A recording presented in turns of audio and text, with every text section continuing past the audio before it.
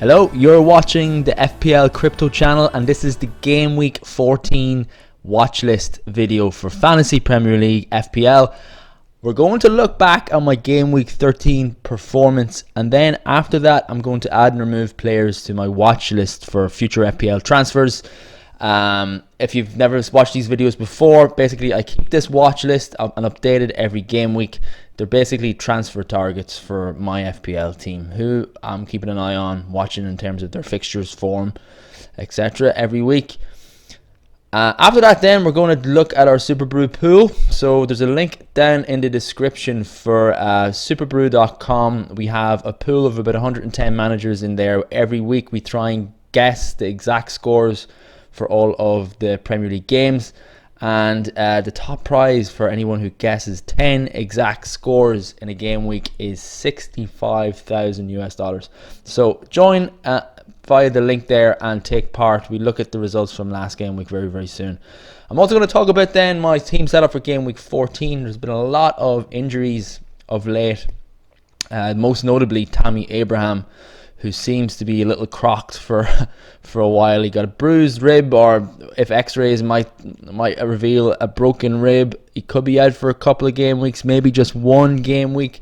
Hard to know now. We have 3 game weeks in 9 days coming up, guys, so it's very important to have a strong bench, I feel, to cover any rotation that might occur, and also it's going to be so crucial to use those transfers wisely.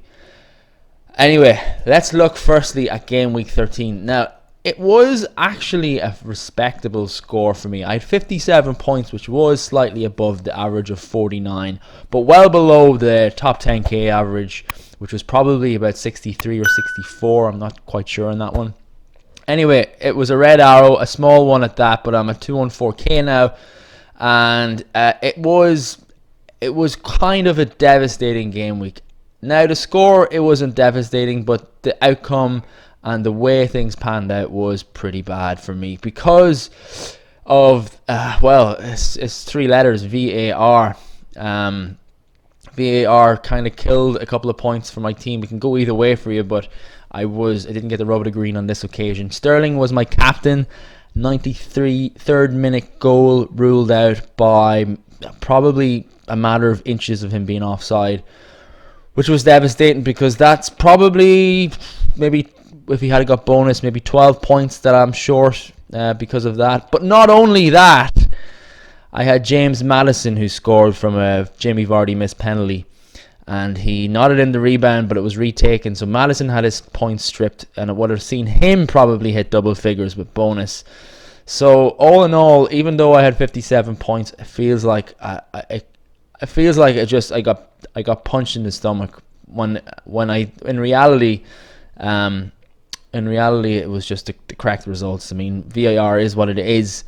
If it's offside, it's offside. So it was merely the fact that I was on my feet celebrating that Sterling goal in the 93rd minute, and all of a sudden I realised, wait now, things might not be what they seem. And lo and behold, VAR overruled. Starting from the back then, so I took a punt last week on Charlie Taylor, keeping his place in the Burnley team, and I have a double up in defence. Nick Pope and Charlie Taylor, 15 points brought home. Pope has now had 2 9-pointers in a row. Really great the way the Burnley have turned that around, and right on time for me with Charlie Taylor and my team now. As I said in the last video, I'm only really playing Charlie Taylor for Crystal Palace at home next game week, and then he's sitting on my bench. So 1 out of 2 ain't bad. I'm very happy with the fact that I just got him in at the right time, it feels, and he's not going to be an essential asset in my team. He's sitting the bench soon. Trent Alexander-Arnold, I mean, Robertson has been performing better in the last few game weeks and has been scoring the points. Trent just has the stats to back himself up, but he hasn't been delivering in terms of FPL points. But I don't think that'll last too far. Like I feel like Robertson and Alexander-Arnold will be like toe-to-toe come the end of the season in terms of FPL points. So I'm keeping faith in Trent. I feel like he is probably second best option based on current form, but based on underlying stats, I feel like Trent Alexander-Arnold is the optimal player to have out of Robbo and himself. In saying that, if you can afford to have both in your team, then that might be a good option for the next few game weeks. Given like Liverpool's fixtures in the next 4 or 5 game stretch are really, really appealing looking. John Lundstrom then. So I played John Lundstrom against United. Really annoying that Martial didn't get in on the action. It was a 6-goal thriller. The young guns scored the goals, unfortunately. Greenwood and Brandon Williams. Brandon Williams from left back, who he's 4 million, and we stuck him on the watch list last week. So really good to see him get off the mark for United and maybe cement a place in his team. Yet to be seen because of the fact that Luke Shaw's coming back from injury, might regain that position. But he performed really well, Brandon Williams, and was bulleting on forward on every occasion. Lundstrom got his assist, and it looked like he was going to come in with another mega score. He had an assist and was rolling into a clean sheet until all things took off at Sheffield United. So it was like 3-3 at the end, and Lundstrom, you have to remember, he's not really a midfielder, so all those goals conceded are negative points. He also picked up a yellow, but still 3 points. Everyone's going to be playing Lundstrom. He's at 5 million now. He is the bargain of the year if you got in early like me. I got him at 4 million before game week 1. 44% ownership, huge ownership. But he's a set and forget defender at this point because he plays so advanced. He has shots every game, chances to score. It's a no-brainer. You just play him. You play him every single week. As long as he keeps his place in that team and Sheffield United are looking decent, Lundstrom is going to be in your starting 11. James Maddison, as I said, had his goal ruled out, which was just horrific. De Bruyne got a goal, which was great to see. Not enough. I expected more in that Chelsea game. But lo and behold, it wasn't to be for my duo of Man City assets in midfield. Jimenez taken along. He scored and assisted 2 goals in the Europa League tonight. This is a Thursday when I'm recording this, and has him scoring in 4 successive games now, which is just really good, steady record. Not many double-digit hauls, so maybe for captaincy, don't look too closely at Jimenez because he doesn't get those big hauls. But at the same time, he's such a really reliable asset now. Jamie Vardy, what can I say? Look at his record since game week 7. 1 blank and a ridiculous amount of FPL points have been scored. It's just absolutely phenomenal right now. 1, 2, 3, 6, 7, 9 goals and 3 assists in the last 7 game weeks is huge. And in amongst that, you've got 1, 2, 3, 4 double-digit hauls. I mean, I don't like doing this because of the fact that he is really good, but is there a blank due? I mean, pure speculation, pure guesswork. You just feel like it's not sustainable. But Jamie Vardy, he has done it in the past. You remember he broke that record in the title winning season for Leicester, scoring in 12 consecutive Premier League games. So this is an underachievement for him in a way because he's only scored in 5 consecutive league games. Who's to say he can't do it again? He's a really reliable captain. That's what Jamie Vardy is at the moment. And he's very highly owned, which kind of reflects that 42% ownership. On the bench, Mason Mount I think he's lost his place in this team. He didn't start against Man City, and he didn't start in the Champions League midweek. In saying that, there were 2 tough fixtures for Frank Lampard's team, and he may have wanted to shore up the midfield for those games. So we may see Mount reintroduced this weekend, but he is a rotation risk now. And it is troubling for any owners because you need to rely on starters going into this busy season. And he may not be reliable. 6.7 million at the moment. I think I bought him at around 6.3 million. So if I sell him now, I'll get 6.5 back. My maths is right. So he is on the chopping block for me. And unfortunately, Tammy Abraham is too. He had a blank. West Ham at home is next for Chelsea. That's the best fixture of the week, in my opinion, because of how poorly West Ham were last week. They were absolutely atrocious. And that Roberto goalkeeper is an absolute header. He doesn't know what he's doing. He really is flapping everywhere. So I would really want to be in on at least 2 Chelsea assets. It might not happen now because of this hip injury to Tammy Abraham.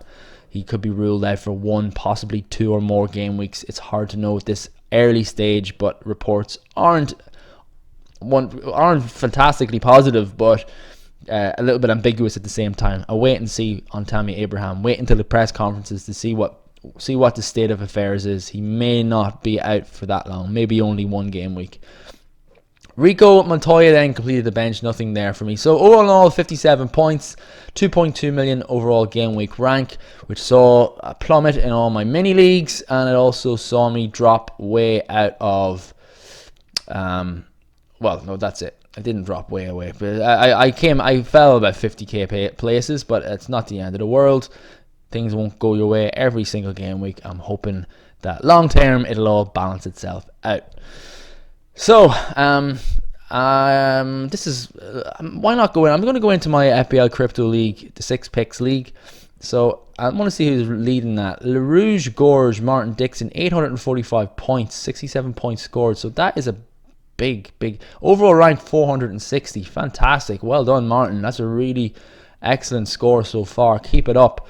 Aubameyang captain last week didn't do you any favors. I mean, he got his assist all right, but could have been a lot more if you had stuck with Vardy, but you're doing so well. Look at all those first places in the mini leagues. Great stuff.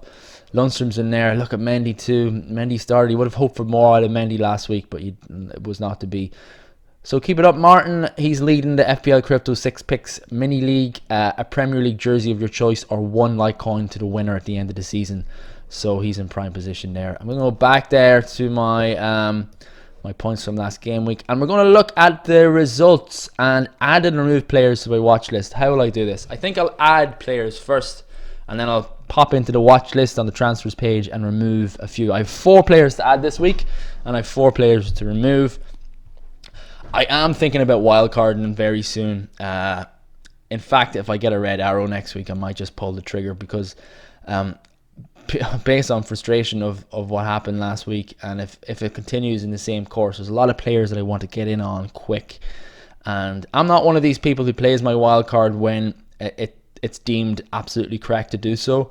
So a lot of people are talking about a wild card being pulled out in after game week 18, when the Liverpool, West Ham, both those teams blank. They don't have a game on game week 18. So some people are thinking game week 19 onwards or 20 onwards might be a good time to pull the trigger on the wild card and kind of rejuggle your team in line with the new fixtures. So I just like to pull my wild card and play it when I feel it feels right to me. So it could be after 2 successive red arrows. Let's see what happens. In terms of the West Ham Spurs game, new lease of life in a way for attacking Spurs assets, not so much in terms of their defence, even though Aurier got some attacking returns, and he got some attacking returns in midweek too in the Champions League. Aurier got a goal and assist, I believe, but they can't keep clean sheets yet, so not reliable from that point of view. In saying that, Lucas Moura might be favoured more by Jose Mourinho. He started the last 2 games and he's performed really well in both of them. So he scored against West Ham. He's only 4.1% owned. He's going on the watch list. I have to monitor him. He could be a potential Martial replacement for next week. Another player who seems to have a new lease of life is Dele Alli, and this is positionally based. He's in his favoured area of the pitch. He's playing just off the striker, in that pocket. No more defensive midfield crap for Dele Alli. He is in his better position. There's no excuses for the kid now. He needs to kick on this season and start performing better. And he's tiny ownership. Look at the stats from those, maybe not as much last season or the season before, but early days there, like 18 goals, 11 assists, 2016-17. That's a phenomenal return.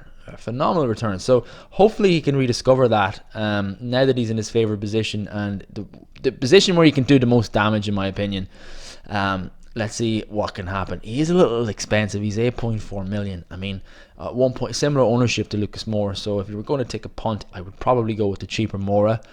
But for me, Spurs are still a wait and see. They shipped 2 goals early against Olympiacos in the Champions League, which is just a sign of unstableness. I'd like to see them for another game at least. Give them a couple of games before I jump on full throttle. Obviously, Harry Kane might be the best option there. You pay for what you get. He's 10.9 million. But Ali, Son, obviously, as well, a great option and a very consistent option. For me, Ali and, obviously, Son and Kane are already on my watch list, but Mora and Ali are the new additions this week. Arsenal against Southampton, there's no one there I want to pull out. Arsenal have just been really disappointing. A few game weeks ago, we were looking at their fixtures and rubbing our hands and kind of thinking this is going to be great. Let's get some Arsenal assets in. Let's get Aubameyang in, perma captain for the next 5 game weeks. It hasn't turned out that way. It really hasn't panned out in what we expected. I'm going to look at the Bournemouth Wolves game and add a Wolves player to the watch list. I'm surprised he's not on it already, but Adama Traore deserves to be on there now. Last year he played a lot and he had no end product. He was a bit of a headless chicken, but now he seems to be getting returns. He's had 2 assists and a bounce in the last 2 game weeks. He's starting every game from game week 6 onwards. He started every single game and he's been good. He's had 2 goals and 3 assists during that time. Okay, it's not nothing to kind of write home about, but at the same time, he's only 5.2 million, and the fixtures look okay for the next 4 or 5 game weeks. So Adama Traore is an option. As I said, I've got a wild card that I might pull out, and I may be looking for that 5th midfielder at a decent price to squeeze a few in. So I'm adding Traore. I'm going to look at him again this week. I think he scored in the Europa League tonight too, which kind of adds to his value as an FPL asset. Could be one to grab. So yeah, Traore is going in. I'm going to skip through some of these for just to speed things up. This is all I have a lot of for the likes of Man City and Chelsea. I have a lot of people already on my watch list from those teams. So let's move on to the Sheffield United Man United game. And there was one player that I actually think deserves to be on the watch list, and it's John Fleck. I think he's 4.8 million. A lot of people are looking at Sheffield United because of this nice run, and they're looking. The eyes have kind of drawn towards Lys Mousset, and rightly so. He's playing up front. He does get limited minutes a little bit. He comes off early quite a lot, but he's scoring and assisting, and he's 5.1 million, so really good value. But John Fleck, if you've only got a midfield spot, if you're playing 3 up front, or even 2 and budget up front, and you want to squeeze someone in for under 5 million, John Fleck might be great. Because if you look, no one's looking at him because he hasn't kind of been massively returning, but he's under 1% ownership. Fixtures look great, and in the last 3 game weeks, he's got 2 goals and 1 assist. He looked fantastic against United, to be honest. So I'm going to add him to the watch list and keep an eye on him. He might be a gamble for me if I need to squeeze a 5th midfielder into my wild card. That's it. That's if I pull my wild card out. I don't know if I'm going to do it yet, but it's good to have options at different price points to look at. In terms of removals, I suppose I could jump in here and remove Jethro Willems. I had him on, but as you can see, no clean sheet since that 8-pointer against West Ham, and defensively, Newcastle have kind of lost their way a little bit. They don't look too solid, so I'm going to take him off. I'm not going to consider him. Even though I think he's a good player and he definitely return again this season, he's not for me at the moment. I'll pop back into my watch list now to remove the next player, who is Fabian. I keep saying Fabian Gross. It's Pascal Gross. Pascal Gross is coming off, and it's purely down to the fixtures Brighton have. They've Liverpool and Arsenal next. Also, the goals have kind of just kind of slightly dried up for them. So off the watch list goes Fabian Gross. Did I remove him? Nope. There we go. He's gone. Gone for now. Gone for not, but not forgotten. The next player coming off is Neil Maupay. Similar reasons.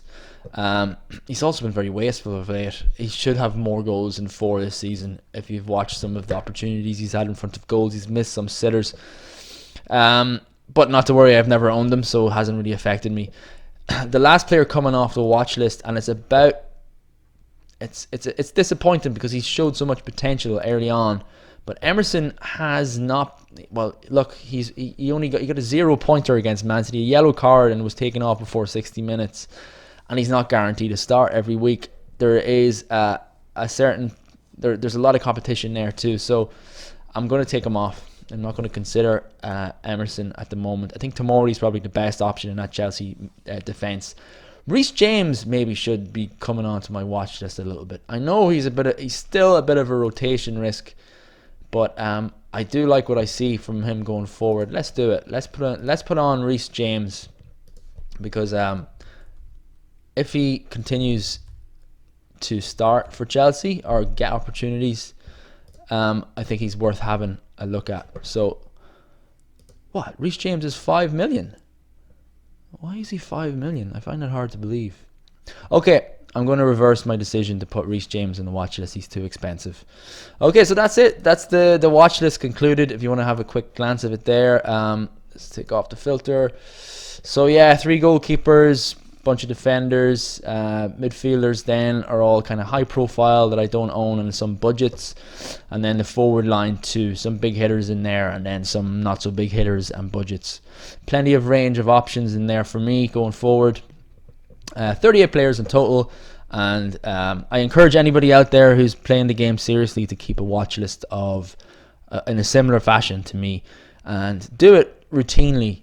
Give yourselves a couple of days to absorb any highlights of the games, and kind of take note of any kind of stats or injury news, suspensions, and then just go into the Fantasy Premier League platform and start adding or removing players to your watch list.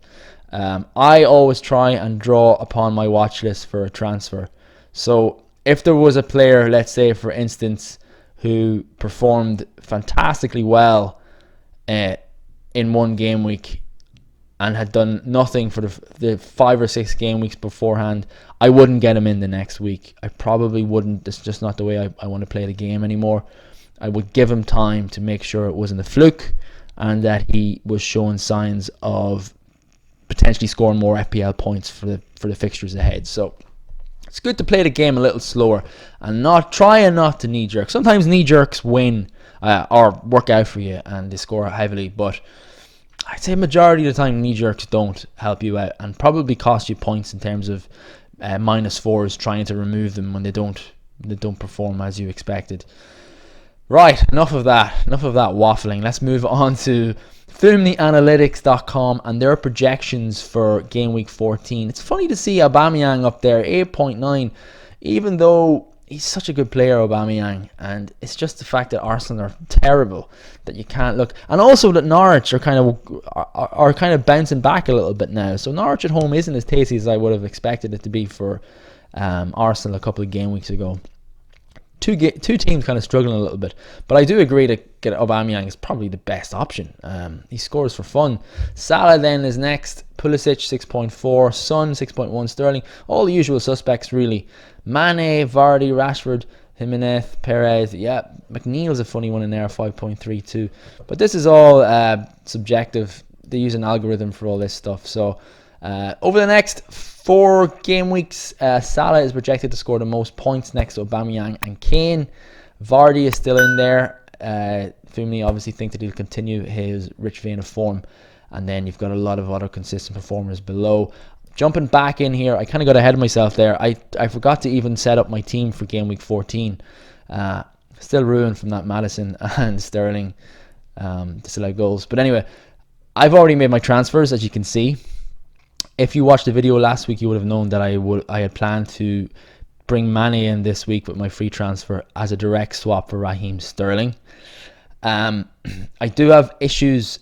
I have a couple of issues. A couple of fires I need to put out in my team. Potentially Tammy Abraham if he's out long term, and potentially Mason Mount if he continues to be rotated. Nothing that I'm going to do further this week. No hits this week. I've only taken 1 hit this season. 1 -4, and it's helped me out a lot in terms of keeping me up in the ranks, because those hits all combine to a lot of deducted points come game week 38. So I'm going to take it nice and slow. I've made my Mane transfer. I'm happy to have him in, and I'm going to leave my team as is. My setup then I have 0.1 million in the bank. It's good to mention. It's nice to have an extra 0.1 million in the bank sometimes when you usually end up minus 0.1 short when you're looking to make some transfers. So it's nice to have a positive balance. My team setup then for this week: The defense kind of picks itself. Lundstram, Alexander-Arnold, and then I'm going to go with that double up for Burnley again. A risky one, definitely, but they're on a roll. They've had 2 clean sheets in a row now, so why not do it again? And they're at home, so let's see what happens. Maddison, De Bruyne, and I've got a shiny new Liverpool midfield maestro in Sadio Mane, and I've decided to put the armband on him. Don't take that as advice, because my captaincy pick has been wrong the majority of the time this season. But I do feel like Brighton do have weakness away from home this season, and have looked like they were going to concede a lot of goals recently. So I'm going to stick it on Mane. Martial then at home to Villa. It's United's fixtures kind of turn a little bit after this game week. They play Spurs and Man City 15 and 16. This could be I could exit Martial from my team next week if I hit the wildcard button. Mount is going to start, so as you can see, Abraham is kind of buried on my bench there. I'll wait for some more conclusive news before keeping him there. I might start him and put Mount on the bench, but for the moment, Jimenez and Vardy lead the line. Vice captaincy is on Vardy at home to Everton. I feel like Marco Silva might lose his job if Leicester beat them, so maybe Leicester might slip up for the first time in a while. I don't know why that's niggling at the back of my head. I could definitely, most likely I'll be wrong, but I feel like Everton might just get a surprise result there against Leicester, because they do have a quality side. They just have been underperforming massively. Jimenez then at home to Sheffield United. So I think a few people have asked me this about lunch. Like, so if you have, for instance, two players playing each other on the same team. For instance, you have Jimenez here of Sheffield United at home, and then Lundstram Wolves away. Does that affect your decision as to who to bench? So some people might say, oh, why would you do that? It's counterintuitive to have Lundstram, because if Jimenez scores, Lundstram's clean sheet goes, and if Lundstram keeps a clean sheet, then Jimenez doesn't score, so he'll probably blank.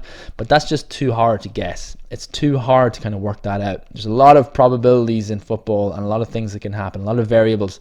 So you have to take that out and kind of just assume that not all of your players are going to score points every week. Not all of your 11 players are going to do it. So if Lundstram came home with 15 points and Jimenez got 1 point, I'd be delighted. If Lundstram came home with 2 points and Jimenez came home with 10 points, I'd be delighted. If Lundstram and Jimenez both scored 12 points, I'd be scratching my head thinking how did that even happen, because the likelihood of it happening is very, very slim, probably. So I'm going to... I don't really anymore. I used to in my early days in the early seasons. I used to kind of consider that and try and second guess it. So maybe in this occasion, I would have benched Lundstram and put on Rico, thinking that he might sneak a clean sheet against Spurs. But not anymore. I'm playing the odds and realizing that Lundstram and Jimenez are both very good assets to play any given game week. So that's my setup. Montoya is my third sub, because I feel like Brighton will concede quite a lot against Liverpool. That's pretty much it. The team kind of picked itself, to be honest, based on that Tammy Abraham injury, should I say. So that's my setup. If you have any questions or dilemmas yourselves, pop them in the comments. I'll try and get back to them. I know this video is going up later than usual, but I'll try and get round to answering them all before the deadline. The deadline, that is on Saturday. This is Eastern time, so it's 12:30 GMT. The Saturday morning. The first game of the game week will be the early kickoff, Newcastle Man City. I'm down to one Man City asset now, so that'll be a nervy game for me to watch. I don't want to see a Sterling Hall right there, but what can I do? I made the decision. If it happens, it happens. Actually, you know what? I forgot one player on the watch list that I'm just going to jump in and put on very, very quickly. So I'm sorry about going over and back here, but I'm going to put on Gabriella Zeus, because Jesus definitely needs to be added. The fact that Aguero is out for the next few game weeks means that he is going to be a prominent player in this Man City team, and he's tiny ownership at 2%. He could be a great differential. Fixtures don't look pretty from game week 16 to game week 18, but when he's had his opportunity on the field, Jesus has taken it. Modest return so far this season, but very, very modest minutes played. So set up for game week 14. I'm going to go on to Super Brew now and start trying to guess some scores. So it went okay last week. I had 6 close calls, so 6 results and 4 incorrect. So 6 out of 10 ain't bad. But not as good, nowhere near as good as Chelsea Planet. So this person had 1, 2, 3, 4, 5, 6, 7, 8 correct results. 2 of those exact scores, and then 6 of them very close. So totally blitzed it there by 2.5, well, 1.5 points. Chelsea Planet from Jamida, who came in second place in the round with 1, 2, 3, 4, 5, 6, 7, 8 results too. So not as many precise scores, but still very, very impressive 8 results. Asgang then had 3 exact scores, excellent Asgang, and 6 correct results. Cursia 15 also did quite well, as did Sage, Noisy Boy 1583, and Haxani. So there's the top 6 or so players. A lot of great results there. I was way back in about 15th, 16th place. But a lot of players perform very, very well. I'd love to see somebody out of this pool win the $65,000 US. Odds are astronomical, but you never know what might happen. Funnier things have happened in lives. So let's move into the picks for my game week 14. Okay, first up, I can't see anything but a Man City win against Newcastle. Is going to stick them in for 3-0 in the early kickoff on Saturday. Next, I've got Burnley against Palace. I'm going to put this down as a 0-0. Chelsea against West Ham, nothing but a Chelsea win here, and probably a heavy win. I'll stick them down for 4-1. They do concede Chelsea. Probably the most exciting team to watch at the moment. Very entertaining, this Chelsea side. Really enjoy watching them every week. Liverpool against Brighton. Liverpool have just been incredible this season. The goals have not been coming as frequently as before, but I'm going to stick them down for a 3-0 win. Maybe the first clean sheet in a while for Liverpool this week. Spurs against Bournemouth. The jury is still out for Tottenham Hotspurs. They're not just healing completely yet. So I'm going to just maybe a stumbling block here for them. 1-1. Bournemouth are resilient and have a great manager, Eddie Howe. 1-1. Southampton against Watford. Again, 2 teams that are just... Southampton, they put on a great display against Arsenal, but is that more because Arsenal are in disarray, or is it more that Southampton are a great team? I'll give them the benefit of the doubt. I'll give them a home win of 2-1. Wolves against Sheffield United. Wolves don't score heavily, and Sheffield United don't concede too much. So I'm going to say Wolves will irk out a 1-0 win. Norwich against Arsenal. Even though Norwich bounced back with that win, I just can't see them winning this game. I'm going to put it down for a 3-1 Arsenal win. Leicester against Everton then. As I mentioned earlier, I feel like Everton are going to get something out of this. So I'm going to put it down as a 1-1. Man United against Villa. I'd love to say United are going to win this, but I'm not very confident. Since they're at home, I'm going to put them down for a 2-1 win. And there is my picks. You can enter your own through the Super Brew link in the description down below. I'm going to pop back onto my team and leave you with it. The bench is just there. Have a quick peep and back up to the actual starting 11. Captain Mane for me. Even though there are plenty of amazing options for captaincy, it's going to be dispersed quite evenly this week. Vardy, Mane. You could even look at Sterling again if you wanted to go with the Newcastle away game. And then you have the likes of Aubameyang and Heung-min Son and Harry Kane, who may be back in form now with Spurs. Lots of fantastic options. Whoever you go with, I wish you good luck. Green arrows, and I'll talk to you all in game week 15.